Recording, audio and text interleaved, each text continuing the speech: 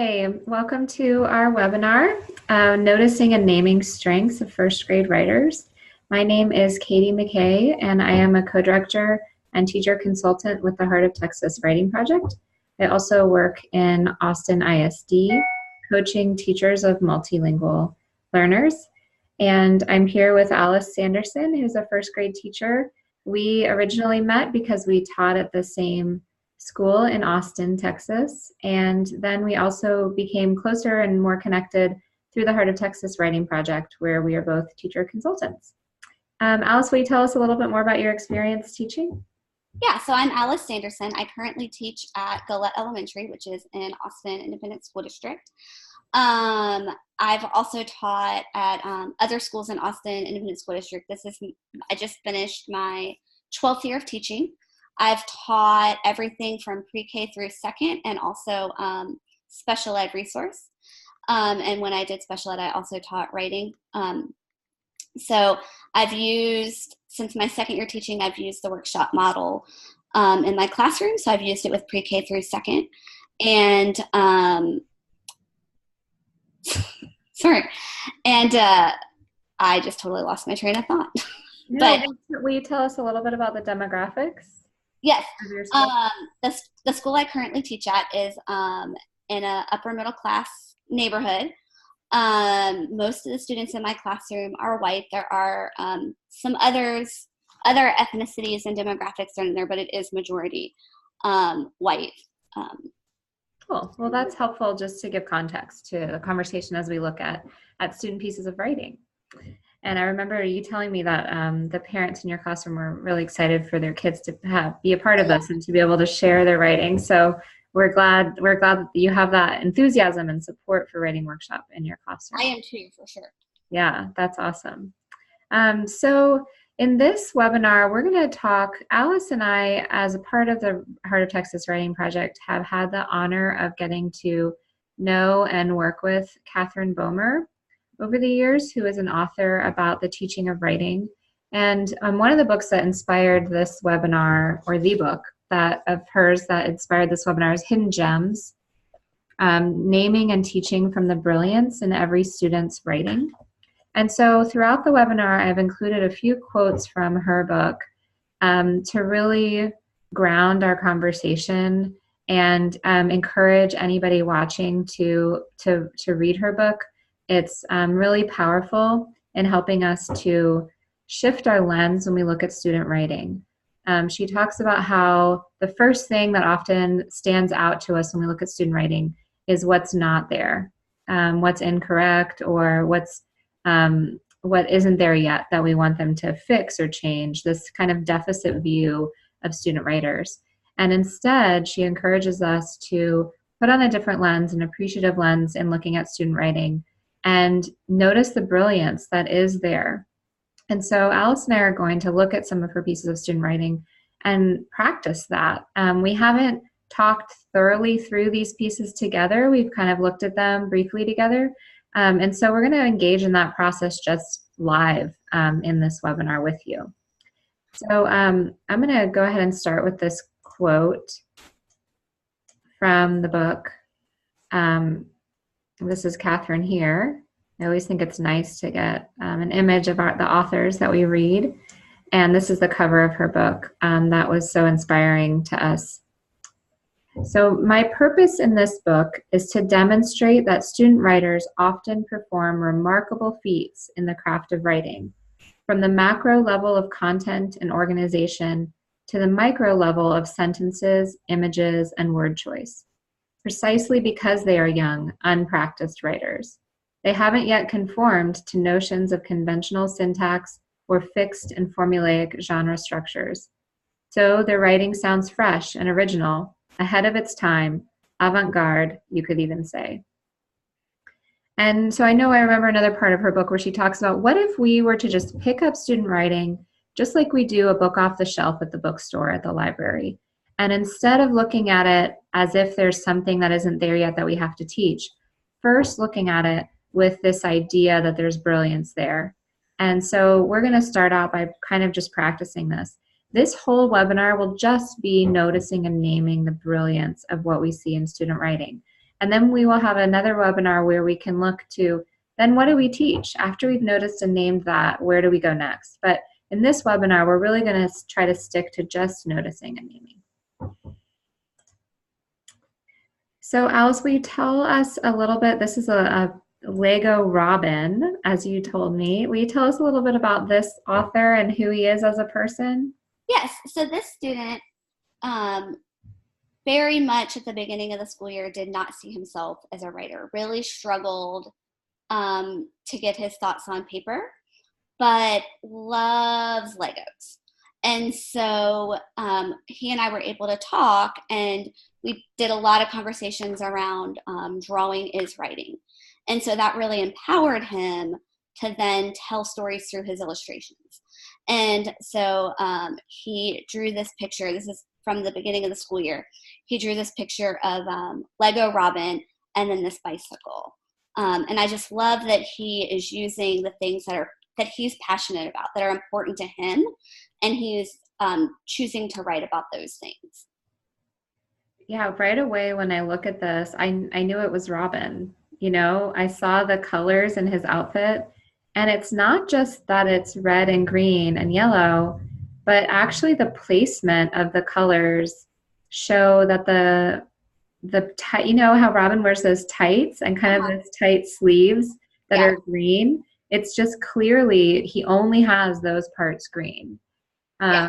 He had to pick up, let's see, red, black, green, yellow, and it looks like beige, kind of a peach for the face. He had to pick up 5 colors to get this relatively small drawing done. You know, it took also like a lot of fine motor skills. So for somebody, you can tell like him, it took a lot of work and effort.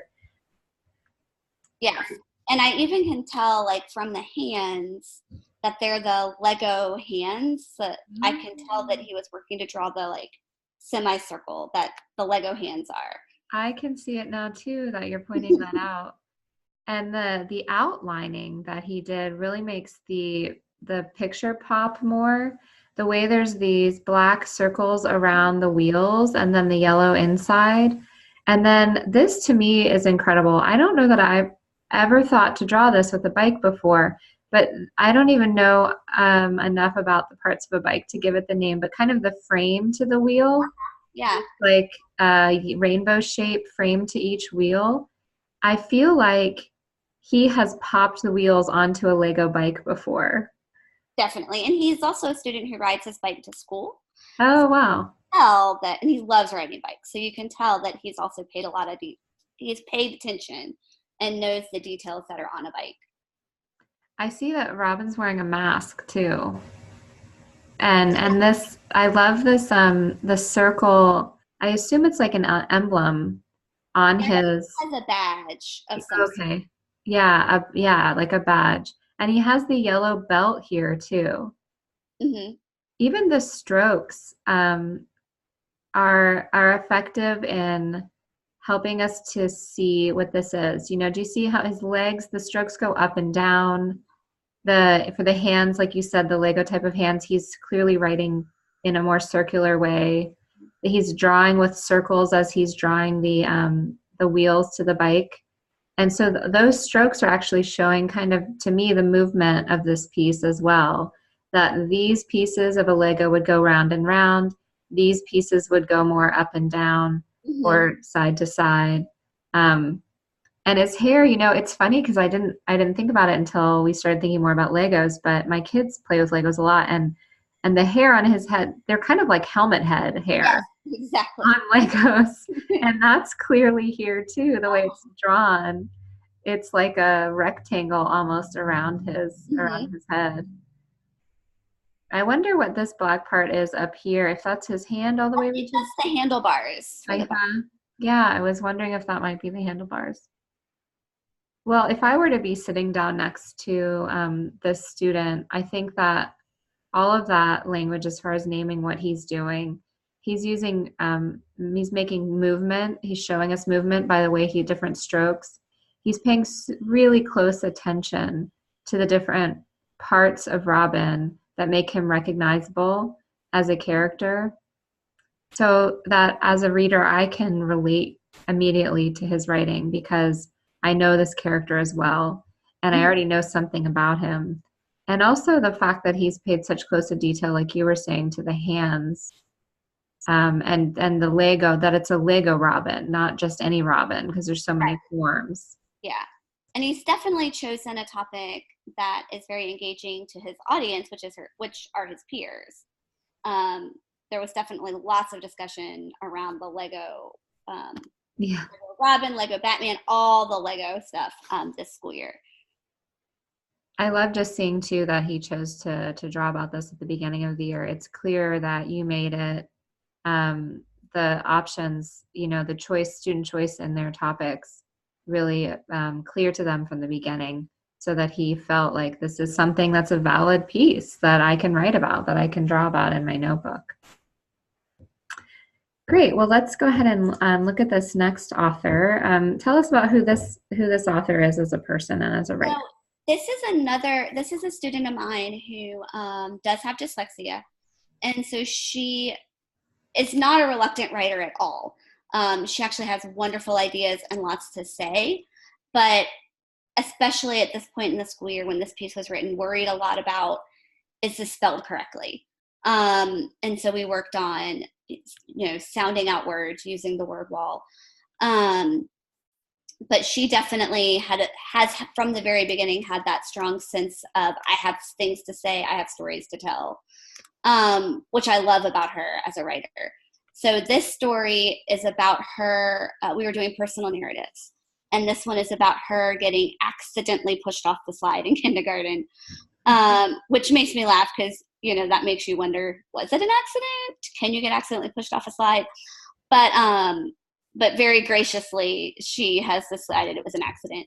And so that's what this piece is about. And I love the detail. The slide on our playground is very tall, and it has a circular thing at the top that they stand on and wait, which is what you can see at the top of the piece there. So again, she definitely has words on the page, but I also really appreciate just the detail she's given to her picture. Well, I'm glad you explained that to me, because I can see the kind of bird's eye perspective then.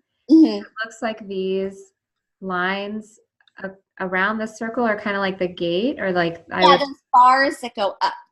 Okay. So you don't fall off the slide. Yeah, so it's even ironically. Yeah. Right. And then it looks to me like maybe there's somebody kind of upside down right here. I wonder if that's there's a tree right by our slide, which you can see to the left in the picture. Uh-huh. And then there are like those monkey bars of different heights that you can lean on. So I think that's a student on one of the monkey bars beside the slide. Okay. Oh, over here? I see. Yeah. Over on the monkey bars. And then there's something. Right here, that's her falling off the slide. Oh, this over here is her falling off the slide. Down here. Yeah.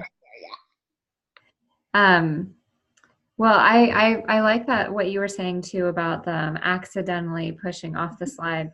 To me, that shows her voice and her personality. She's very forgiving. Absolutely. She's somebody who was going to give her friend the benefit of the doubt and forgive her right away. I also just think that it shows that there's like in any memoir, there's been some time from this. It's possible that in the moment she wasn't quite as forgiving. That's true. But as we talk these things through, and as we get kind of past the initial shock of when a friend could do something like push you, which happens to all of us at times. I can think of close friends of mine that I had when I was young who I think, gosh, how did I put up with what I did? And so that we've all been in relationships that haven't always gone smoothly, and that you work through those things. And so I just feel like it's a very universally relatable topic that she's chosen as well. And it didn't even take her having to say any of that explicitly. Just this very like kid forgiveness is like the basis kind of this. And I love just knowing what you say about her need for spelling correctly. But when she got into it a little bit more, you can see that she might have used the word well, like for friend, and Mhm. accidentally, she's almost got that one there. And then, but push me off, she starts to just sound it out. And to me, I think she got her groove maybe by that point. You can see the spacing, but then it's like, no, I'm ready now. I've got that flow going. And so that shows to me that as a writer, she was starting to build more fluency as well, which is going to help her to continue to get those stories down on the paper. And she is a student in my class. I have push-in TA support for some of my students in writing, and she did receive that support. So she might have had some help sounding out like the words like accidentally. Like Okay, she's so there really might have been stretching some. that word out and trying to think about the sounds. Yeah. It looks like she didn't quite finish. Like she's going to go on and talk about my nose, something else. Like maybe there was an injury potentially when this happened. But yeah, if I were to sit down next to her in a conference, I think just those things that we talked about, this idea. I'm so glad that you pointed out, Alice, too, that while there is writing on the page, what really stands out to you is her drawing. Because I think that that's such an important place for us to start, no matter what the age is of our students, for us to point out those details, not just for them to add more writing onto their page, but because authors and illustrators do that. We get some of the information from the words, and then we also get a lot of the information from the pictures too. And we do a lot of that in the classroom, especially at the beginning of the year, noticing what illustrators do with illustrations. We do a whole week where we read only wordless picture books, and so we talk about just all the things you can convey in illustrations. Awesome. Well, clearly she took something away from those because there's a lot of movement too, and action. And I think about lessons about what's at the top of the page, the middle, and the bottom. She doesn't just have three people standing along the bottom, but she's really using her page in effective ways. The sun is still shining even though she's fallen and been pushed by her friend. I like the clothes here too. She started spending some time on the detail of the colors Uh-huh. of the shirt. She's got yellow, green, and purple, and a little bit of the hair going on. So she was really paying attention to some of the details of what was going on that day And as well. yellow, green, and purple show up a lot in her artwork because her parents went to LSU. Oh wow, But that's I love that. I love that because that's so important to her, and it comes out in her illustrating skills. absolutely well. And when we think about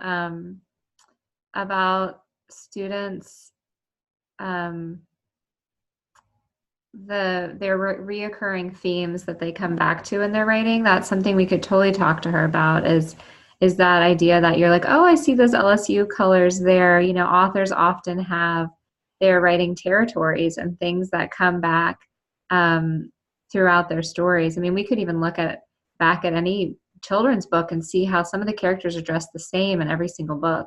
Mm-hmm. We look at the Berenstain Bears or something, they're always in the same outfit, and how maybe she's wearing those colors or her characters are wearing those colors a lot. There's also a lot of illustrators who do kind of shout outs to different things Uh-huh. subtly in their illustrations. So that would be something else that could be interesting, is pulling up a book of an author who's did something subtly in their illustrations that is a recurring theme. My Yeah. daughter and I were reading a book the other day, and there's like a mouse on every page, but the mouse is really kind of insignificant to the story. It's just like something that the author liked to do. Yeah. That could be another direction we could go, is pointing her toward other authors who have done similar things. That's so great knowing about LSU. That's funny. Well, cool. I can tell you really you know your students, and that's such a big part of being able to name their strengths as well.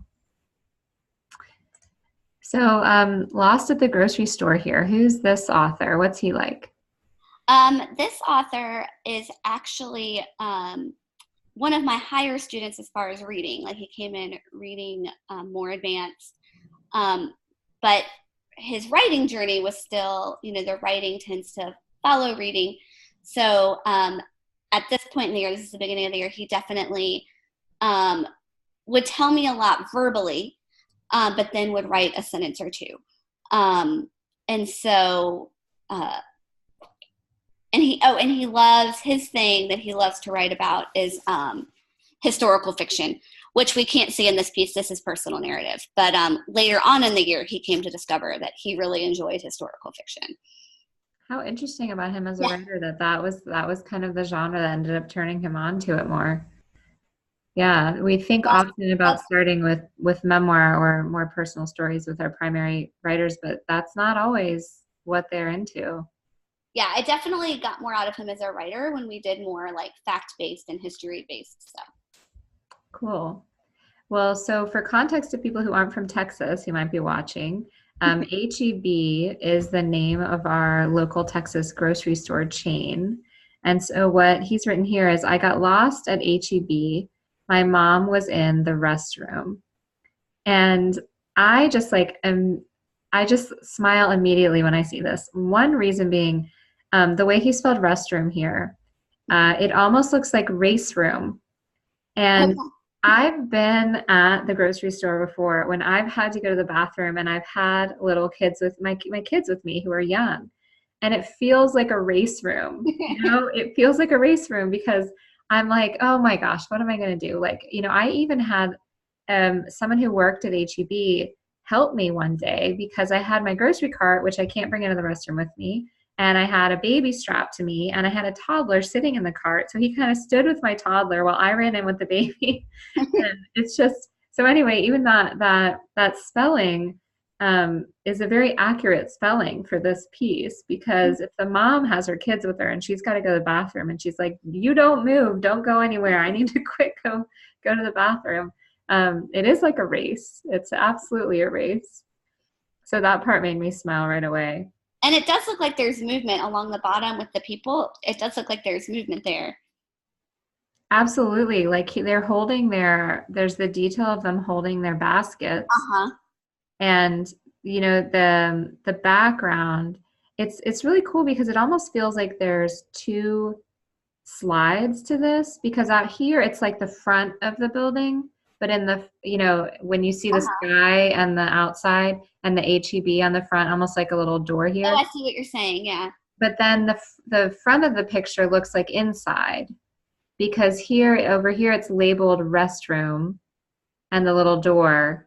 And I wonder if he's the little rascal over here to the left with a smile on his face who might be lost. To me, it doesn't feel like a scary lost. Because it's that funny part of like, his mom was in the bathroom here. If this is him, he's over to the side, kind of smiling. Like maybe his mom told him to wait, and he was like, I got to go see this thing over here. And maybe that's how he got lost. I don't know. I'm speculating, but I can imagine that happening. Yeah, and there's some humor. Recounting the incident, it was definitely like with a smile on his face. He wasn't scared about it. Yeah. So he has humor, which, I mean, it's something that must have almost given his mom a heart attack, having lost him. So even with two sentences, I got lost at HEB. My mom was in the restroom. It's funny because he's talking about the bathroom when he's talking about the grocery store, which is like never a place you really want to have to go when you're at the grocery store, but you do. And then the kid, he's lost. So he's like, it's almost like a whisper, my mom was in the restroom. Oh, but, yeah, you're right. Yeah. Yeah, it's on the side. It could even be in parentheses or something there. I can imagine him using certain punctuation to change that up. So the youthful voice, that's something else that Catherine Bomer talks a lot about, is how she's almost jealous of how fresh kid writing can be and children's writing can be, because of that youthful voice and that way of saying things that wouldn't occur to us once it's been trained out of us, kind of. Mm-hmm. And I see that youthfulness in this piece. Yeah, I agree. Okay, let's see our next. So here, this is just another quote. And I think that this speaks so much to what we've already seen. You don't get true fire in the belly energy for writing because you fear getting a bad grade, but because you have something to say and your own way of saying it. And that relates to me, this last one, his way of saying kind of, she was in the restroom. And Yeah. also even your Robin, the Lego Robin at the beginning, he was excited enough to pick up all those different colors and to draw all those details because it's something he really cares about. Yeah. And like you pointed out, rightfully so, that he had an audience Hmm. for it who he knew were going to be into these Legos too. My Yeah. son comes home from school. He came home from school today talking to me about how he talked to his friend about their Legos, and it's a big deal to boys of that young age. Not even just boys. My daughter talks about it too. Um, so here is, I don't know why, oh, there's the image. I don't know why it wasn't coming up right away, but we can see it now here. Um, My friends like to swing with me. I like play with them. I like to run with my friends. Who is this author? This author is uh, came in very confident as a writer. Um, just had a lot to say. Was He's really good at I know the things I want to say. I'm going to do my best to get them on paper. A lot of students at the beginning of the year, especially, will be more hesitant to get what they have to say onto paper. But he was a lot more confident in getting his words on paper. Something I did notice about him at this point in the school year is that he did stick with the words that he knows how to spell. Like so many students coming into first grade, they really value spelling. To them, spelling is what makes their writing good, and being able to spell it correctly is very important. And so he is a writer who I noticed about him would have repetition because he was focused using the words that he knew how to spell. But I think there was intention in that, and that he knew, I want people to read this. I want them to be able to read what I'm saying. And the way I do that is by knowing how to spell words. I also noticed that he has a very detailed illustration as well, which I know has been a running theme throughout the examples. Absolutely. Well, it's interesting to me that you said that he already had an idea of audience and wanting them to be able to read it because um, often, not all the time, but I feel like sometimes when kids want to spell those high frequency words or only use those words, it's also because of just the teacher, what they think the teacher wants, not so much because they think someone's going to try to read it. They're just trying to get the check marks, from the teacher. But one thing I was just kind of reading this to myself that I see here is this interesting pattern of kind of a give and take between friends. Like it I starts with, did that too. did you see that? So my Yeah, friends that like to definitely swing comes with out to me. me. So it's like they with me. What do they like to do with me? And I like to play with them. So make more his directionality toward them. And at the end, I like to run with my friends. And when I picture friends running together, they're like all together. Hmm. And so, to me, as an author, one thing he's doing here is he's also kind of exploring the idea of relationships and that give and take in relationships. That, Absolutely. like, there's often this compromise. Okay, like, so you guys like to swing with me, let's go swing. But I want to play with you, so now let's go do this other thing, like maybe tag or some other game that I want to do. And then let's all run together because at this point we've like bonded, we've done the things we all like to do, and we're just so excited that we run. And he was definitely part of a group there was a group of them that all year on the playground had a whole series of ball related games that they created. So all they needed was a ball, and they created all these different games that involved running and various things with the ball. And so that is very true to something that he was passionate about. So it comes out in his writing even early on. Yeah. So knowing what you told me about him, I think sitting down next to him, making sure that I'm not just complimenting the fact that my is spelled correctly or to or with or me, but Yeah. that I'm talking more about that rhythm and that give and take. Yeah, I And think I then, would definitely focus on what I noticed relationally. yeah, also just listening to him because I imagine if he's somebody who came in with that confidence, he's probably somebody who has a more developed vocabulary than what he's putting on the page right now. And Absolutely. just writing down all those words, that's something that Catherine Bomer models really nicely too, and in a lot of her videos is just let's just write down all those things that you say, and then I can read them back to you and say, wow, what if you got that word that you have for that ball game you guys made up on the paper? That would just really wow your audience, you know? Mm-hmm. So yeah, that might be if part of the conversation of naming those strengths might have to be not just what's on the page, but also what he talks out with us. Yeah, that I would definitely, there's a lot more detailed vocabulary that he uses orally that I would definitely encourage working on getting on the paper. Mm-hmm. Cool. So who's this as an author? Who's this author?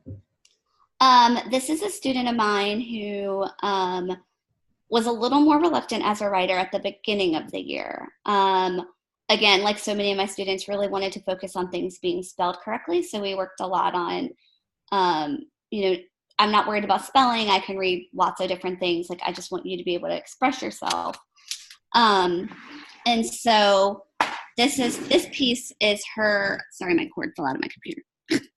This piece is also her personal narrative of her getting lost on the playground or left on the playground when she was in kindergarten and her class was outside. And she is a writer who really likes to draw on her own personal experiences, not only in this piece, which is at the beginning of the year, but throughout the year I learned that about her, that she really enjoys writing things that she can draw from in her own life. Well, we read this a little bit earlier so she starts out with this, I got lost at school. When I got lost, I was with Sadie. While I was waiting for Sadie, a teacher found me and took me to the office. And a principal found my class. And then she goes on and we figured out she's repeating herself a little bit with some of those steps here. But especially the fact that you said she really likes memoir, knowing about that, that about her as an author, I think pointing out how she's really effective in her memoir writing and that she's using sequence and introducing characters in important times that really fit their role. You're waiting for your friend. So that's already showing, if I were going to do like a character analysis of her characters, she's a good friend. She's standing there waiting long enough that the class has gone inside and has left her behind. And it's left her in this pickle, And then these adults, and the way the adults get introduced are very helpful, formal ways. This teacher found me. She took me to the office, and then I'm getting escorted. Then the principal found my class. And so there's this, I can almost picture this little girl, very patiently and faithfully waiting for her friend. And then these kind of bigger people coming and finding her and helping her find her way back to class. Yeah. So in the character development that she's doing, in the sequence that she has going on, and even the placement, like she doesn't even have to describe the setting for us to understand the setting, especially because of her picture of everyone in a line right there. Yeah. And I was going to say the other thing that really sticks out to me about this piece is the continuity between the two illustrations. Like, she was very intentional since her piece went beyond one page of making sure that there was continuity between the illustrations. Mm-hmm. I wonder if the fact that she started repeating herself a little bit might be that I need to get to the end of the page feeling that some kids feel. I've gone on to the second page. I feel a little bit done with this story. The principal found my class. And now where am I going to go? And so kind of just ending up repeating a little bit of what she'd said before to stretch it out. Could be something that she was doing. But I also find a lot of my students, when they're talking themselves through their piece, they kind of lose track of where they are in the piece. And so sometimes that also leads to them repeating. Mm-hmm. So that could be something. But yeah, I think if I were to sit next to her, I would really focus on the components of a memoir that she's really already doing really well. That sequencing, that character analysis, that building of setting, even of anticipation. So yeah, she's just doing a great job. So who's this author? This author is a student who sorry, I was thinking about the piece and I got distracted. Her dad is originally from India. And so this piece is about when they went to India. So again, it was when we were doing personal narrative. And so she wrote about when they went to India. The thing I find interesting, I love the detail in the picture. And I love that they were feeding banana peels to cows. But what's interesting is that the amount of information she told me orally was a lot more than she was able to get on the page at that time. And so I would definitely work on that some with her as well. But she definitely, like a lot of first grade writers, is someone who has a lot to say, but it's harder to get all those words onto the paper.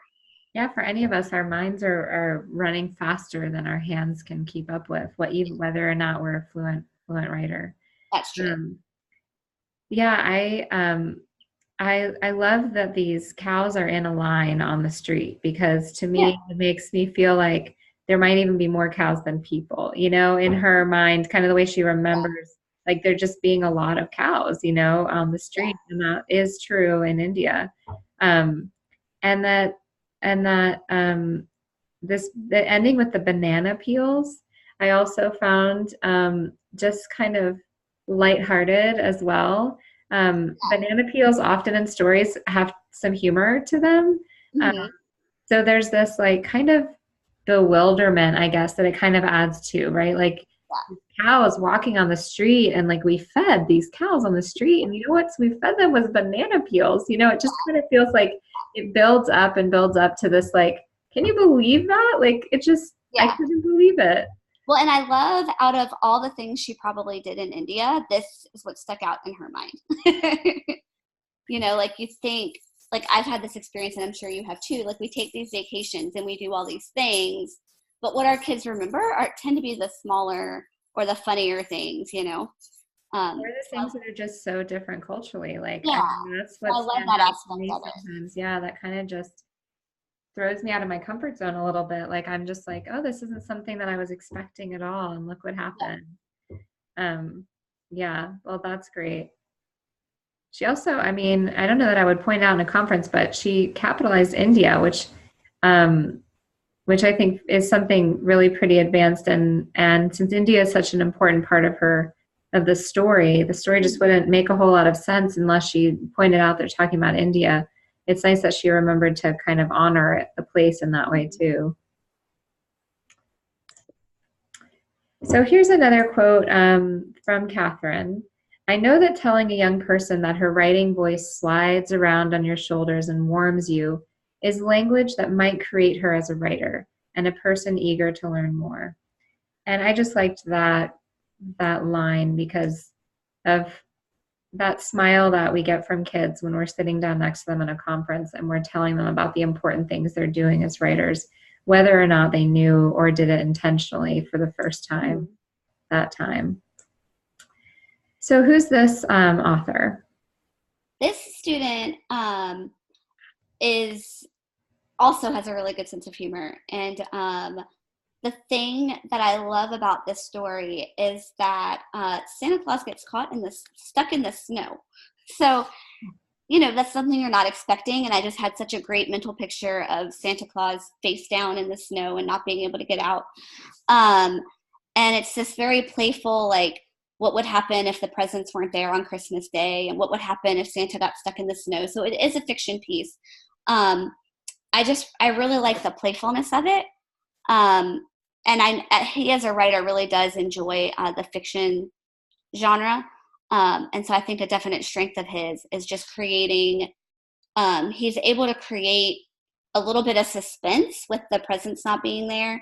And then he has the humor with Santa getting lost in the snow. So I feel like he has a lot of advanced things going on for him as a writer.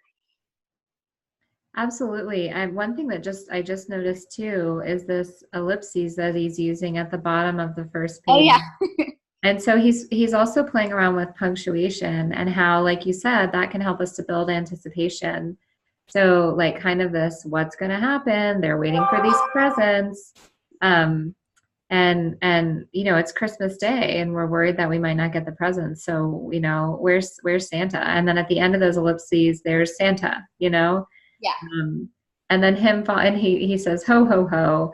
So Yeah, another I love his voice. Like that, he actually has Santa saying ho ho ho. A lot of times students this early on don't necessarily use dialogue or have characters saying things. So absolutely, yeah, he does a lot of like you said, he is effective at his writing of fiction. Even the first line there, on Christmas Day, so he understands the idea of how we start a story and how we then explain kind of a problem, then we come to a solution.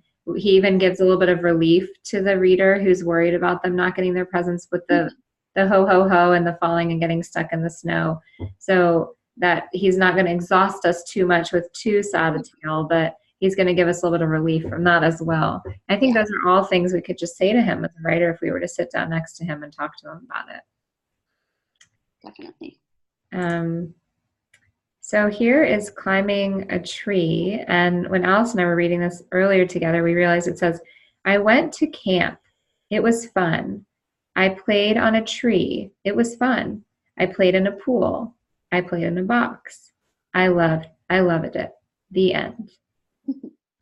And we noticed that this is the tent behind him. So he went camping and he has this tent here. And here he has this big red grin on his face and the tree that he must have been climbing. What else do you think about when you look at this piece? Well, something I know about him is that he does really enjoy camping. So I love how he jumped right into writing about something that was important to him, something that mattered to him. Yeah, I love the detail, the tent and the tree. You can tell he's happy because of his big smile. And he has details in there. He says talks about they were in the pool, they climbed the tree, he was in a box, which I would like to know more about. So I love that he has those details in there. Yeah, absolutely. He has that sense of a writer of, I'm going to tell, like I told you I went camping, now I'm going to tell you about what I did. Yeah, it even makes me think about the other day I was talking to a close friend of mine about how we as a family go camping a lot, and she doesn't go camping very much. And she was like, well, how do you spend your day? Like, what do you do, when you're camping? Yeah. Like, you're just sitting there? And I'm like, no, we do this and we do this and we do this. There's so many things that that you just don't do when you're at home, right? And I feel that kind of passion for camping that you're talking about him having when I read this. It's like I went to camp. So it was fun. I played on the tree. I played in the pool. I played in a box. I love it. It's great. I love going camping. It's just like there's so many things. That list, even though it ends with 3 or 4 things, it feels like he could go on and on. Yes, absolutely. This rhythm of, like a kind of a fast rhythm, those short sentences kind of give it a fast rhythm that's just like, even though camping can be kind of slow, he's so excited about it that he's building our excitement with the fast pace of the short sentences. Yeah.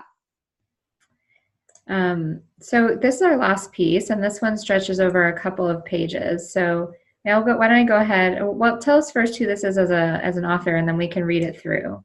So I chose this piece. I know that our viewers can't see the progression of the student as a writer, so I'll give you the background. This student, very bright, very advanced in his reading, but very reluctant to write. Writing, like the mechanics of writing are difficult for him. So he's incredibly imaginative, but actually getting his words onto the paper and having legible handwriting and all the mechanics, in addition to all the wonderful stuff that's in his head that he wants to get out, is challenging for him. And so for months, he wouldn't write anything. So the fact that he wrote me a 4-page story is huge. And that's one of the reasons I chose it. One of the reasons, it's a great story. There's wonderful things in it. There's rich language. But when I look at this piece as his teacher, I'm able to see just the amount of growth that he's able to get all that rich stuff that's in his head onto the paper. And I think you mentioned a little bit about how this is a fiction piece, right? Mm-hmm. Do you think, obviously in first grade, there's so much growth between the beginning and the end of the year with every kid. But do you think that the fiction genre is another thing that kind of turned a corner for him? Did it help him I think, get excited? yeah, for him, absolutely. Interesting. So, oh, and he even has final draft written on there.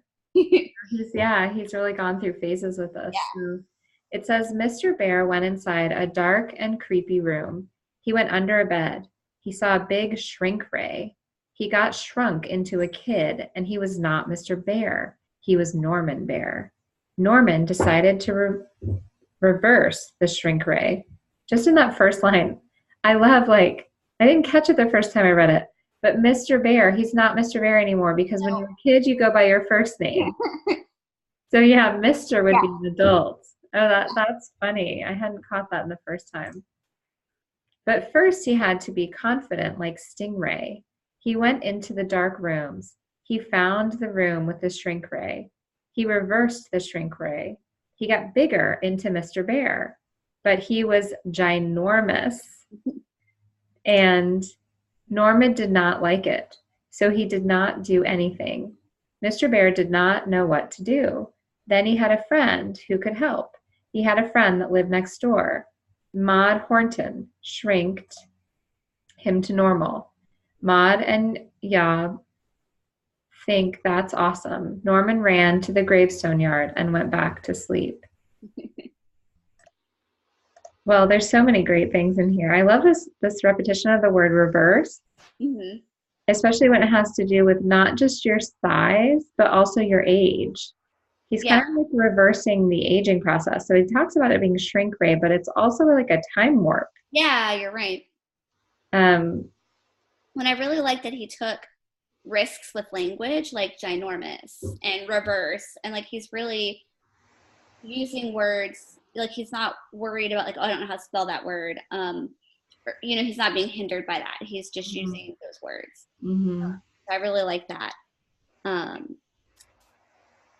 There was something else that I forgot it ran out of my head.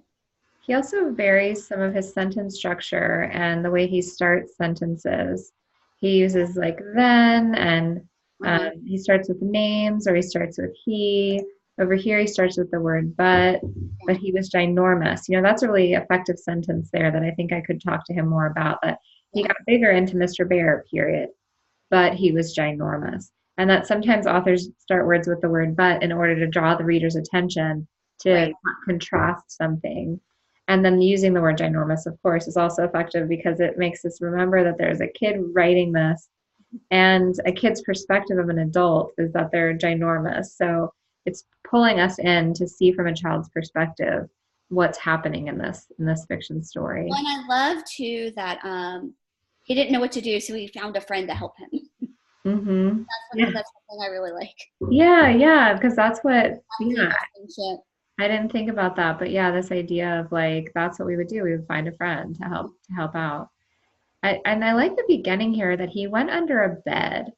There is this thing about childhood too, about what's under the bed. It's like sometimes it's scary, but like I saw my son the other day with a flashlight looking under the couch for something.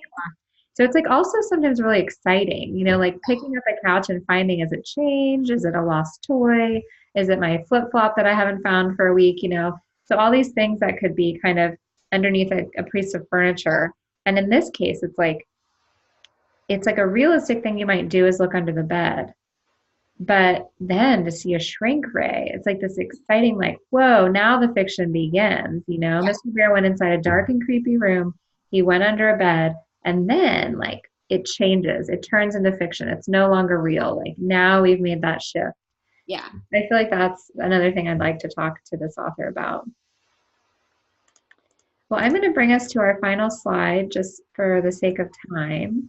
And it's this last quote by Catherine that I want us to read together. It says, "I believe this naming portion of the writing conference is not a throwaway moment, not empty praise, or a pat on the head for being a good girl or boy, but in fact the key to teaching students something they may not have consciously realized they are doing, so that they can build on it and do it again." And I feel like that's true of all the things we talked about in this last 45 minutes or so, is that all those things we're telling kids that they did, whether it's changing from a realistic to a fantasy story in that one line, or using the rhythm, that they might not have done that consciously, but when Yeah. we point it out and we name it, the next time they go down to write, they Yeah. can now do it consciously and with more purpose. Yeah. Well, thank you so much, Alice, for sharing your students with us. I just love all those pieces. I really enjoy getting to talk with you about them.